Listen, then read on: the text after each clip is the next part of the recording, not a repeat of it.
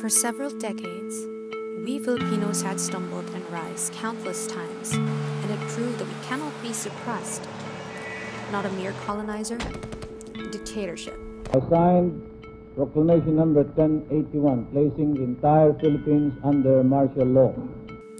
Unjust and untimely killings.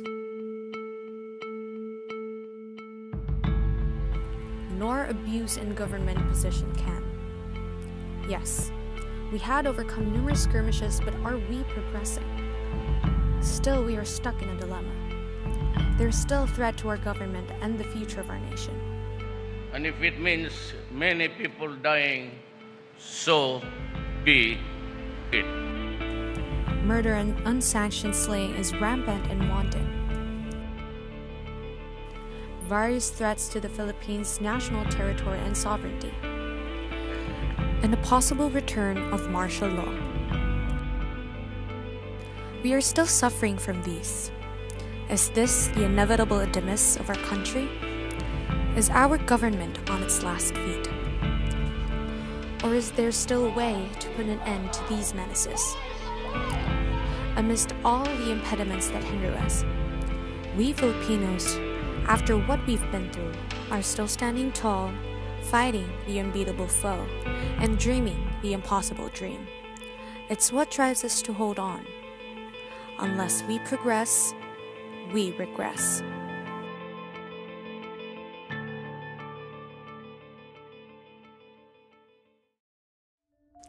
But what type of government does the Philippines have? The Philippines is known as a unitary state, presidential, representative, and democratic republic. The president is both the head of the state and the government in the Philippines. The government of the Philippines is made up of three interdependent branches, namely legislative, the executive, and the judicial system. The powers of these branches are bestowed by the Constitution of the Philippines. The Republic of the Philippines has seen numerous governments, from colonial to Commonwealth, and even a puppet government under hostile occupation.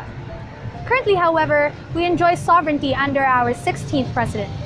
Despite our rich history and government, are they truly the keys to our progress? Is the way how we run our nation efficient and ambitious enough to raise our country to greatness? Despite our victories and successes, are we doomed to repeat the mistakes of our past? Or are we still destined for greatness? What is the key to our progress? The Philippines was not always the same democratic country run by politicians. Once it was run by natives who established their own system and in their own time. The earliest recorded forms of Philippine government were the barangays of the pre-colonial Spanish period, which was a hierarchical system made up of varying levels of status. The smallest units or barangays of 30 to 100 households were headed by a datu. In the southern regions, specifically near Sulu and Mindanao, there was a different system in which Islamic sultanates grew in a place of barangays, specifically the Sultanate of Sulu and Maguindanao. Though there were Muslims in the north, the later arrivals of Spanish colonizers replaced Islam with Christianity as the chief religion of the islands. After the Spanish colonizers subjugated the indigenous tribes, they set to work creating a colonial government to handle the export of raw materials and establishing themselves as a major power in the area. They relocated the various tribes and barangays and established a feudalistic system called encomienda, giving conquistadors or conquerors, friars, and some local noblemen that surrendered and treated with the colonizers. The men who were granted such were called encomienderos, who were like the feudalistic lords, called to arms when the King of Spain expected to raise soldiers and arms in defense of the colony against various threats such as Dutch, British, and the occasional Chinese pirates. After the Spanish-American War and the annexation of Spanish-held territories, the United States established a government on the colony the Spaniards left, totally renewing the form of government. This led to the series of events leading to the Philippine-American War. After the end of the war and ceasing of hostilities under new peace, the insular government began, with the establishment of a Philippine Assembly under a Governor-General chosen by the President of the United States. It slowly turned into a Commonwealth, with autonomy promised by the United States. The same government was adopted during the Second World War under the puppet government headed by Jose P. Laurel, the real government sent into exile. It was a precursor to the post-American government, and their laws became the basis for future laws. The Philippines today has not largely changed from its post-war form. It currently has a bicameral Congress composed of the upper house, which is the Senate, and the lower house, which is the Congress. Judicial power resides in the Supreme Court, headed by the Chief of Justice and 14 associate justices selected by the President. The President and the Vice President are elected every 6 years. During their terms, it is within their power to select the members of their cabinet. Over the years since 1946, there have been attempts to consolidate a parliamentary, federal, or unicameral government since. There have been multiple calls for reform and autonomy, especially in the southern regions in the form of Bangsamoro and Autonomous Region of Muslim Mindanao. After the exit of American rule and armed forces after the Second World War, the task of running the sovereign nation was left to us. We adopted the American style of government, which is a democratic government. After several tense years of corruption and dissent, the dictatorial government of Marcos, mired with graft and various atrocities, falls under the increasing cries of the masses.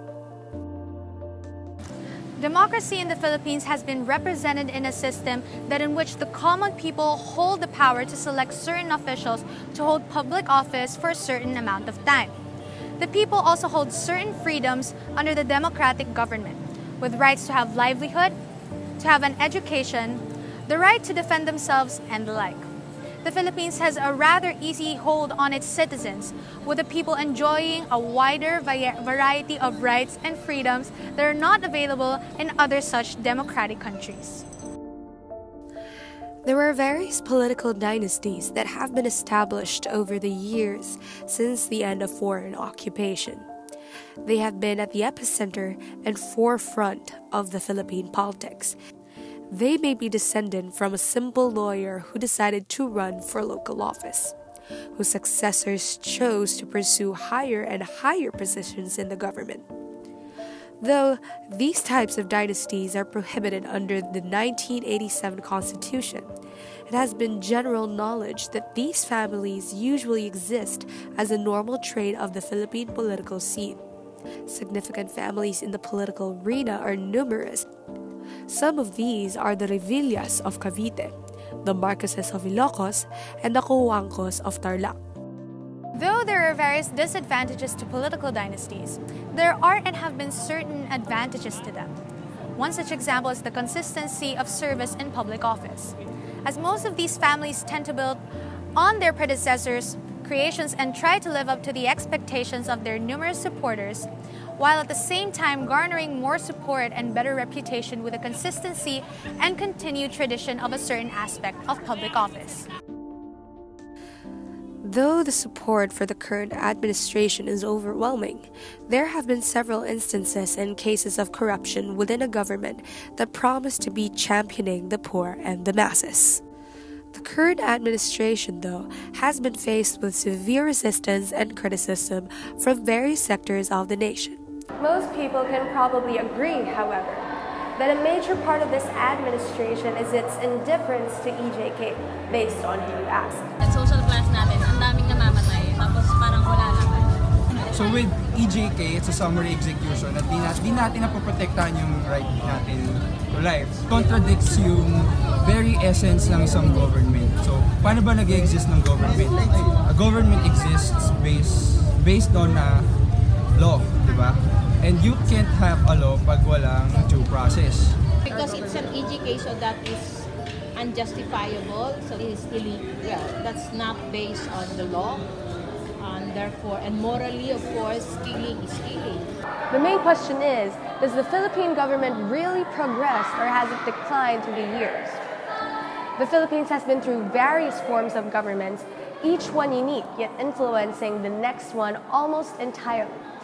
However, there is no such thing as a perfect government. Every institution has its flaws, and if we want to work those flaws out, then we should not just rely on our leaders. We should start putting the account of doing something and contributing for the betterment of our country. We must remember that the fate of our nation should not only be directed and controlled by those who are seated on the throne, because whether our nation has progressed or regressed is not the main deal. What really matters is that people will work together to build a nation for the general welfare of the mass and the future generation, because the real power of changing the nation is not just in the hands of the leaders, but in the people themselves. This is Progress or Regress, a documentary on the political institutions of the Philippines.